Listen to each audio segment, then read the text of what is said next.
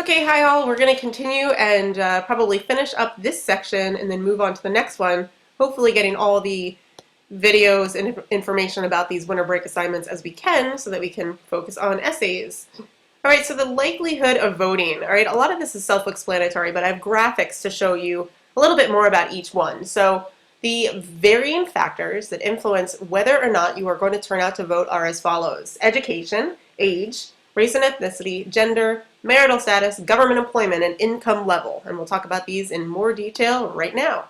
Okay, so age and education level, we'll look at those side by side because there definitely is a relationship. All right, as it's probably pretty obvious to you guys that that the younger you are, the lower your turnout rate might be, although we might see exceptions to that in recent elections, particularly 2008. But of course, it's not just your age, but it's your education level. We do see the turnout rate among educated people in this 18 to 24 age range is actually considerable. It's not too far off from the older age ranges. So, but of course, when we see less education, we see that that turnout rate is considerably lower.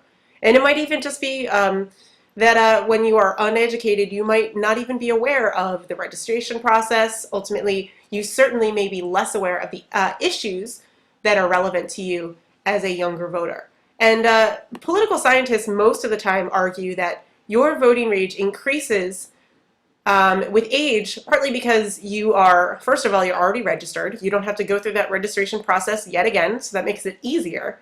And a lot of people argue that, or a lot of political scientists kind of say that, first of all, the older you get, the more solidified the issues that you care about are. This also goes along with education.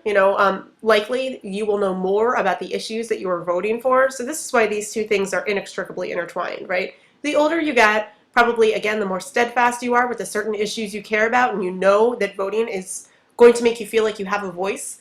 And you're going to see one exception to this rule, and that is in the oldest age groups, you do see a drop between 65 to 74 and 75 and over. This doesn't mean that you necessarily become apathetic when you get older, but it's just harder for elderly people to vote. It might be that they are having health issues that are compromising their mobility. They may no longer be able to drive. So, ultimately, that it doesn't mean, of course, that you stop caring at an older age, but it just means that it's a little bit more difficult. Okay, next. Oops, sorry, I went backwards. Okay, voting by race and ethnicity. In general, political scientists have found in their research that minorities tend to be less likely to vote, but look at this major exception here. African American voters are right up there, if not higher, than white voters. And this is obviously a recent phenomenon. Look at the change between 2008 and 2012. It may very well be the enthusiasm about Barack Obama, and we'll see whether or not this high black voter turnout is going to continue once Obama's administration ends. We also see that Asian and Hispanic voters are considerably lower in turnout, and part of this may be that they're just less kind of enthusiastic about the issues.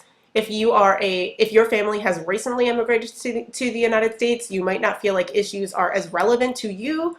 Of course, immigrants do count in this, so if you have not become naturalized, then again, you're probably much less likely to vote because there are voting restrictions on non-U.S. citizens. Okay, gender and marital status. Excuse me. So if you are married, whether male or female, you are more likely to vote. So check out, okay, married females are represented in the pink here, married males are represented in the blue.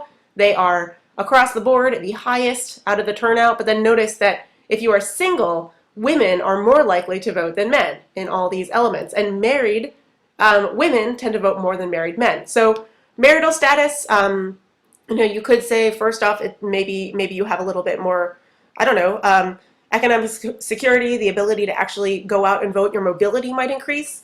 Also, again, you might be more interested in certain policies that affect your future, taxation, education, certainly, if you have children. Whereas if you are single, it's not necessarily that you don't care about particular political issues, but you might, again, have a little bit less consideration for all of the issues. Again, education might not be something you worry about as much if you're single and do not have children. Excuse me very much. Sorry about that. My throat cannot clear today. Okay, income level. This is something that the book does not mention, but I think is very important, and again, relatively self-explanatory here. And you see that the people of the highest income quadrant are the most likely to vote.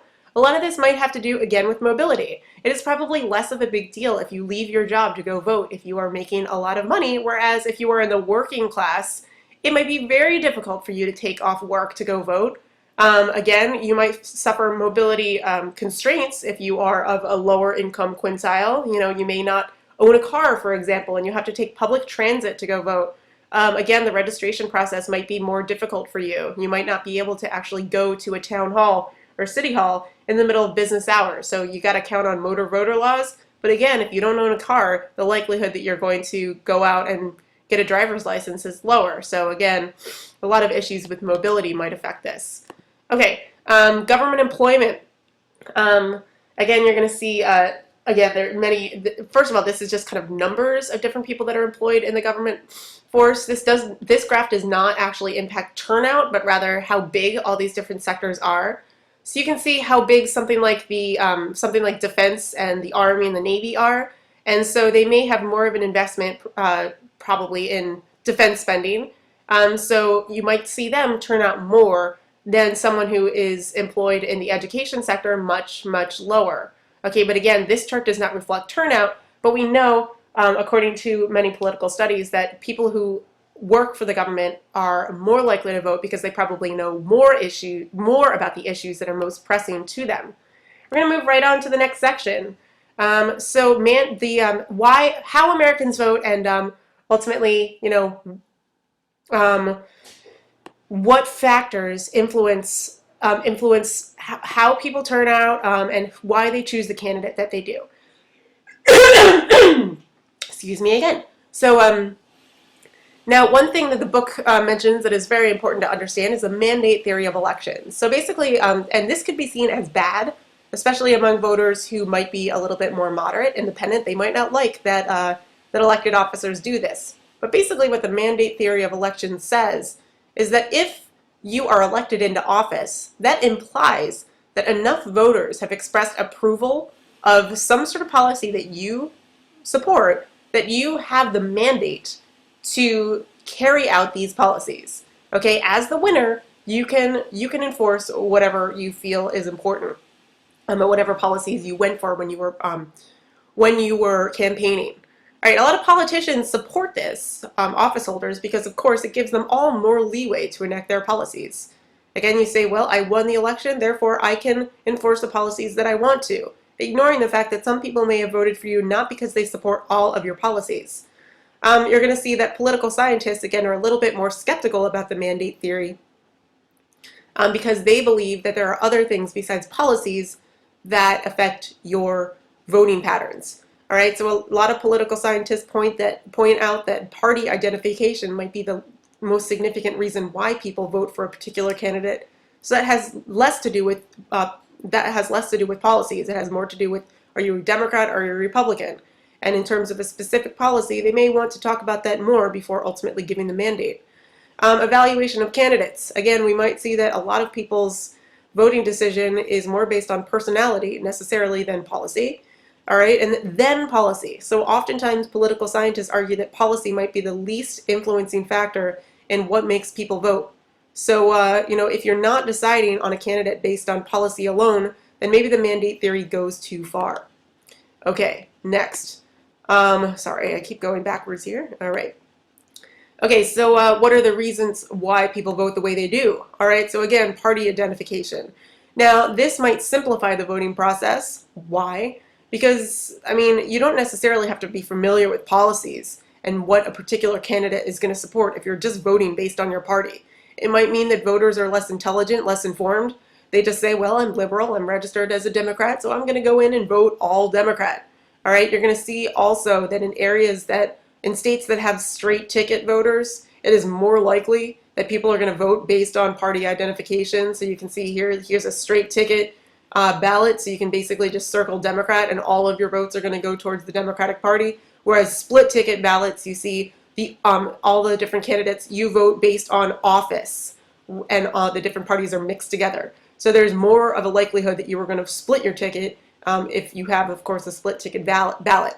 So again, you're going to see that increasingly, even though there are people that vote based on party identification, there are more states that have split ticket ballots. So this means that party identification might be taking a backseat to people's individual choices to of course split the ballot, and also people voting based on candidates. So candidate evaluation, right? To what extent are we voting based on a candidate's personality rather than the policies that they support or the party they belong to? All right, so we think a lot of times, maybe because of the influence of the media, there are people who argue that candidates' appearance and personality may be just as important towards getting votes, all right, if not more so. All right, and this also means that you can see the importance of the opposing candidate, maybe placing ads, maybe increasingly kind of poking holes in your candidacy. So most of these cartoons and this meme here are showing us how the opposite side can try to sort of defame a candidate and ultimately try to generate votes for the other side. So ultimately people argue that Mitt Romney was relatively vague in his policies because he wanted to attract as many voters as possible. So he would sort of argue that he supported a lot of different policies. Maybe some of them were slightly contradictory. John Kerry in 2004 was accused of flip-flopping on policy. All right, and then we see Obama here, arguing that maybe he was going a little bit too far in opposing Mitt Romney. So just kind of a silly cartoon here. So again, we're going to see that the qualities that make the qualities that make a candidate desirable could be something that have nothing to do with policy whatsoever. It could also have to do with reliability. Do you trust this candidate to actually enforce consistent policies, or are they a flip-flopper, so to speak? This can cause them to lose a favorable image. All right. So this also means that even educated voters might have trouble voting based on policy because, again, some candidates might be a little bit more vague. So even if you're educated, you might support a candidate based on personality rather than policy. All right, but if you are a policy voter, all right, and of course there are people that still vote based on policy, all right, so basically this means that voters are going to focus on key issues when they're choosing candidates. All right, a lot of times you could be sort of a single issue voter. There might be something in particular that you are either in favor of or opposed to. So for example, you might kind of take a conservative ticket just because you are pro-life, right? Also, you might base your choice on a candidate based on how they treat something like immigration, especially if you live in an area that has a significant immigration rate, right? So again, this is increasingly difficult because we're going to see with increasing party de-alignment, the candidates are purposely vague when they're campaigning because they want to attract a lot of voters. All right. Also, we're going to see that as far as the media is concerned, it might focus way more on the horse race and not the actual issues. So if you are watching media coverage about an election, you may still have difficulty understanding really what policies a candidate is going for. All right, we're probably going to have to stop in the middle of middle class. So I'll start one more video, but that will end us here.